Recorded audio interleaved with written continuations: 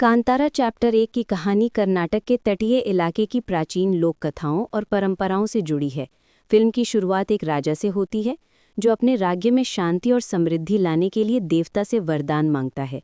देवता राजा को भूमि और सुख का आशीर्वाद देते हैं, लेकिन साथ ही एक शर्त रखते हैं कि ये ज़मीन हमेशा लोगों की होगी।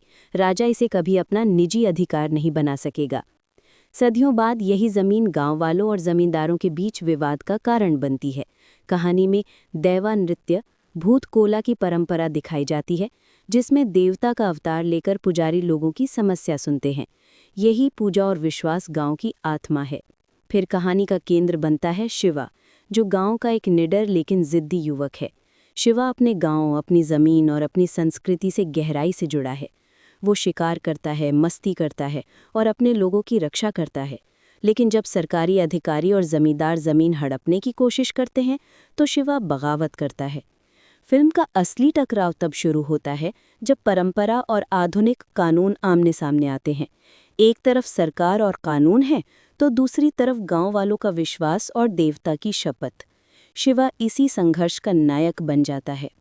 कहानी आगे बढ़ते बढ़ते देव और इंसान के मिलन की उस अवस्था तक पहुंच जाती है जहां शिवा सिर्फ एक साधारण इंसान नहीं रहता, बल्कि देवता का माध्यम बनकर गांव की रक्षा करता है।